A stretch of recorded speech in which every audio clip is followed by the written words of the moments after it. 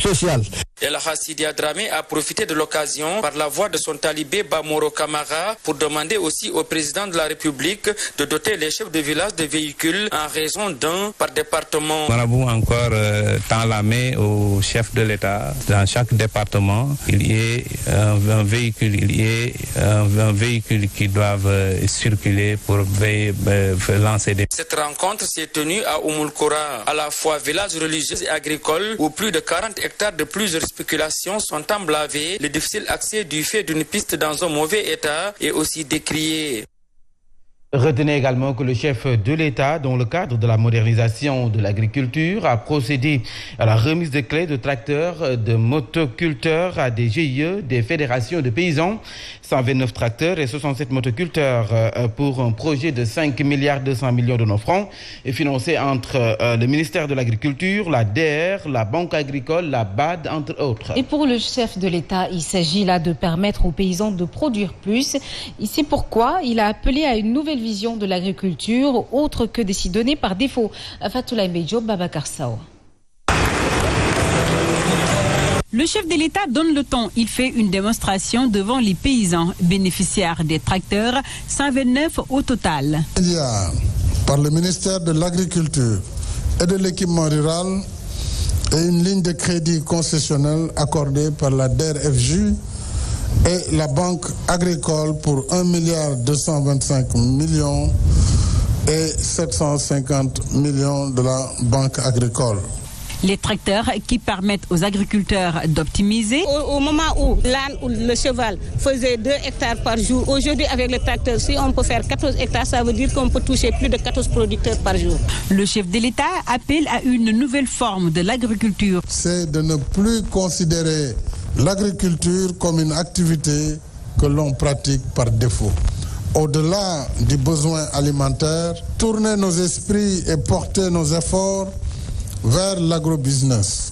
100 bénéficiaires subventionnés à hauteur de 50% et les 29 bénéficient gratuitement de ces tracteurs. D'ailleurs, le président invite ces paysans à veiller à l'entretien et à la maintenance des équipements. Et le président de la République soutient qu'il faut beaucoup investir dans le domaine de l'agriculture. Il a énuméré 5 points qui permettront de relever justement le défi de l'agriculture moderne pour aboutir à une autosuffisance alimentaire. Nous l'écoutons toujours au micro de Fatoula Mbedjo. Il nous faut, premièrement, réduire davantage notre dépendance aux aléas de la pluviométrie par une meilleure maîtrise de l'eau. Poursuivre l'extension des aménagements, améliorer les chaînes de valeur. En Conseil des ministres, on vient d'octroyer 2 milliards au ministère du Commerce pour la construction de magasins devant aider les producteurs à conserver leur production. Il nous faut faciliter davantage l'accès des producteurs aux marchés ruraux, développer la culture du consommé sénégalais. Et en plus bref, nous allons à l'université Cheikh Anta Diop de Dakar. Après le conseil de discipline de l'université qui a exclu 45 étudiants quand même, c'est au tour de la justice d'être mise en branle à propos de la violence au campus. Et le premier à tomber se nomme Hassan Faye. Il s'agit de l'étudiant qui avait arraché le micro à un professeur à la faculté des lettres et sciences humaines. Étudiant en master 2 en philosophie, Hassan Faye a été arrêté il y a 2 jours et les autorités universitaires semblent ainsi décidées à mettre fin à l'impunité. Nous reparlons de cette décision rendue par la chambre d'accusation de la Cour d'appel de Dakar à propos du recours des avocats du leader de PASTEF, les Patriotes, dans l'affaire des 94 milliards de francs CFA. L'ancien directeur des domaines en réaction n'a pas souhaité commenter cette décision de justice. Toutefois, il clame son innocence, défiant la justice donc de prouver qu'il a soutiré de l'argent dans le budget de l'État. À son accusateur, il lui demande de se concentrer sur ses déboires avec la justice et d'arrêter ses sorties jugées intempestives, suivant donc la réaction de Mamour Diallo. Mais en tant que principal accusé, j'avais dit une fois que jusqu'au dernier souffle de vie sur terre,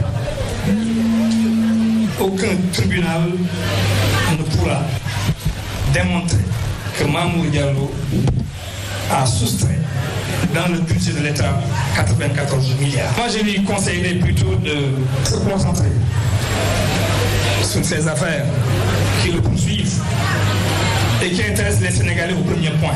Je suis sûr que dans les prochaines semaines, vous assisterez à des défections massives dans ce parti de PASTEF parce que ces hommes de valeur n'accepteront pas d'être dirigés, d'être commandés par ce monsieur.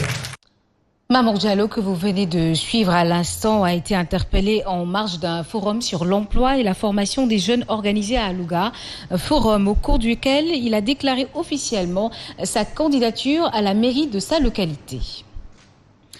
C'est ce jeudi que les députés de l'opposition vont déposer leur recours en annulation de la loi portant au code électoral devant le Conseil constitutionnel. Un Conseil constitutionnel qui n'est toujours pas au complet. Yacine Seck, vous l'avez annoncé dans les titres, des membres du Conseil constitutionnel ont atteint l'âge de la retraite, tandis qu'un autre membre décédé n'a jusqu'ici été remplacé, ce qui fait qu'il se retrouve avec 5 sages au lieu de 7. Mais il n'empêche, l'opposition peut bel et bien déposer son recours. C'est l'avis du professeur Ibou Sané. L'analyste politique estime toutefois que l'opposition aurait pu mener en amont son combat. Suivons ses explications. C'est ça la démocratie. Quand vous contestez, il faut contester jusqu'au bout. Dès le début, au moment où on doit mettre en place des nouvelles lois, c'est là-bas qu'il fallait se battre. Mais malheureusement, ils ont laissé faire. Au finish, ils vont devoir aller au Conseil constitutionnel. Mais ils savent très bien que ce qui a été établi dans le Conseil constitutionnel, c'est que c'est 7 sages. Malheureusement, il y en a 5. Est-ce que les 5 sages peuvent délibérer? Je pense, puisqu'il y a toujours une voie de plus qui peut permettre de départager les candidats. Ce que nous craignons aussi, que le Conseil constitutionnel se dit incompétent. Mais tant que le Conseil ne sera pas prononcé, le combat continue. Mais avant d'arriver au Conseil constitutionnel, l'opposition aurait pu aller dans les concertations. C'est là pas sa faiblesse. Chaque fois, ils disent que le président de la République nous tend un piège. La politique, c'est la ruse. Si vous voulez avoir tout en consensus, c'est pas possible. Et puis, nous parlons politique. À quelques mois des élections locales, la bataille est devenue très rude à Linguère. Pour preuve, le DG de l'ANER, Djiby Sarr Ndiaye, qui vient donc de déclarer sa candidature, travaille d'arrache-pied pour éjecter l'actuel maire Ali Ngouille Ndiaye aux commandes depuis 2014 et qui est donc candidat à sa propre succession. En visite à Linguère pour féliciter ses militants et sympathisants qui avaient accueilli triomphalement Macky Sall lors de son passage à Linguère. Il a informé que l'électrification rurale, 100 000 lampadaires sont prévus pour couvrir l'ensemble des communes du Sénégal. Un reportage que nous propose Mass Ndiaye. La bataille sera très rude pour les élections locales qui pointent à l'horizon à Linguère. Pour preuve, le DG de l'ANER, Djiby Sarr Ndiaye, vient de déclarer sa candidature. Je travaille pour être maire, mais j'ai l'habitude de le dire, j'appartiens en partie à une coalition. Je ne peux pas me permettre aujourd'hui de déclarer ma candidature comme certains l'ont fait. Je respecte le parti, je respecte mes camarades de parti. Je ne peux pas me permettre de faire de manière isolée une déclaration de candidature. Mais ce qui reste sûr, c'est que je suis intéressé par la mairie. Il a informé que 100 000 lampadaires seront installés pour servir 552 communes du Sénégal. Je crois que le président Macky Sall est très satisfait de ce que nous avions fait lors de la première phase, l'installation de 50 000 lampadaires qui ont été bien accueillis par toutes les populations des différentes communes bénéficiaires. Et malheureusement, effectivement, le Sénégal compte 552 communes et n'ont pu desservir que 142 communes.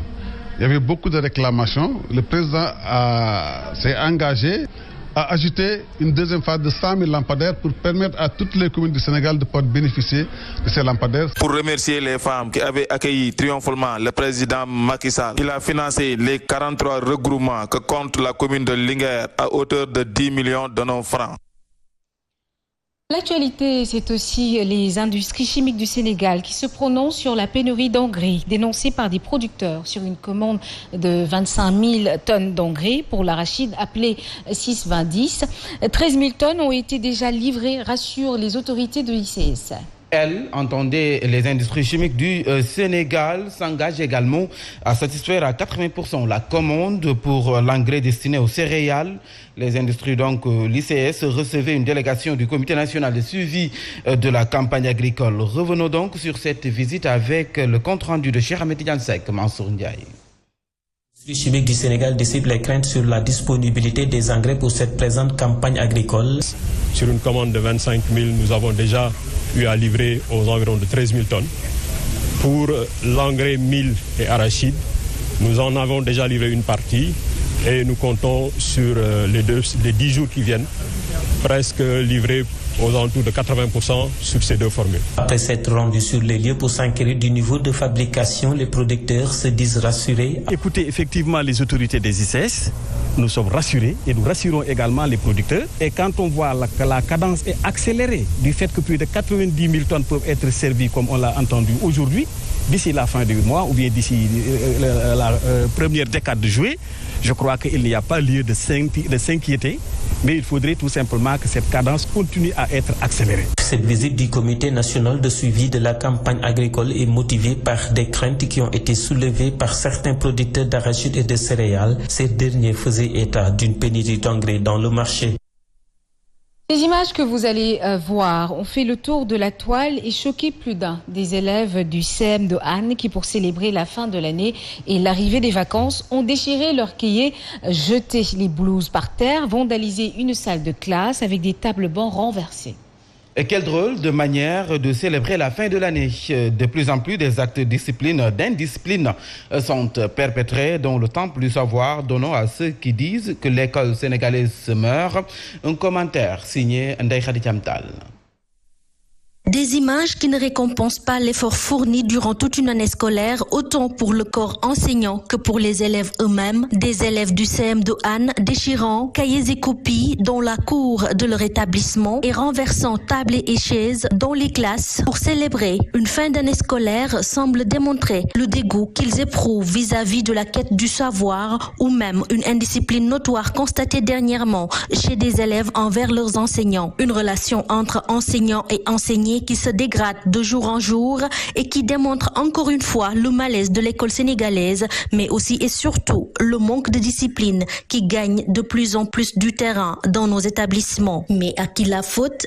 Les parents qui, pour la plupart, élevés se limitent à nourrir, les autorités académiques qui, par le non-respect des nombreux accords signés avec les enseignants pour leur mieux-être, les ont poussés à se rebeller jusqu'à démystifier ce noble métier qui est l'enseignement. Dans tous les cas, une prise de conscience de part et d'autre s'impose. N'oubliez pas que vous pouvez nous suivre à partir de nos plateformes digitales, Sen TV, Facebook, l'officiel, et sur des médias l'officiel, YouTube. Il est 7h passées de 20 minutes. Nous entamons la deuxième partie de ce journal.